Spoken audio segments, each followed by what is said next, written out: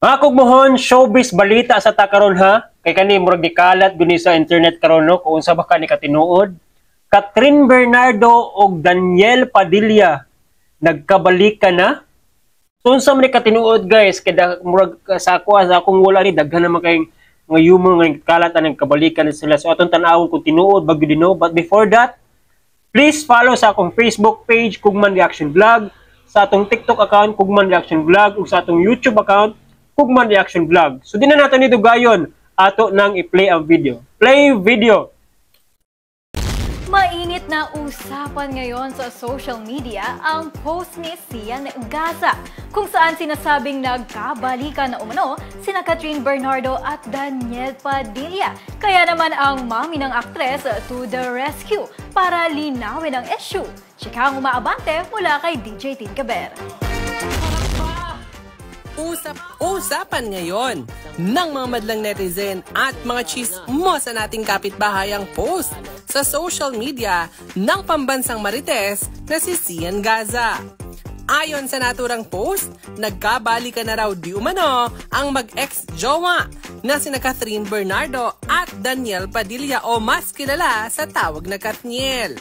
Chika ni Sian, 99.9% confirmed na nagkaayos na raw ang dalawa.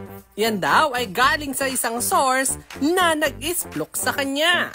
Dagdag pa ni Sian, marami raw ang nakakakita na kanilang mga katrabaho na madalas mag-usap ang Katniel backstage.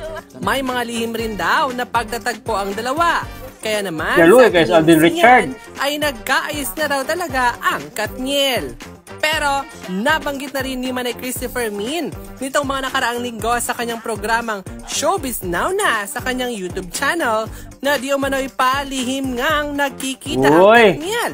Bali-balita rin daw mga Katniel fans na nga ang dalawa.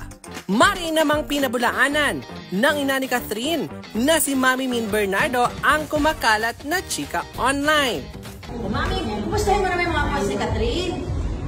I know they're very well. Huwag kayo masyado naniniwala sa mga fake news. Basta tanungin na lang si Tita doon. Nako, Mami Min! Mukhang naiskupan kayata ni Catherine. Samantala, tahimik pa rin ang kampo ng Katniel kaugnay sa balitang nagkabalikan na nga ang dalawa. Kayo ba mga suki? Pabor ba kayo na mag-comeback ang Katniel? Or goodbye na forever? At ayan muna mga suki ang latest sa mundo ng showbiz sa kuponyo mo sa kapitbahay. DJ Tinkeber, ito ang balitang mabilis, mabangis at walang mintis.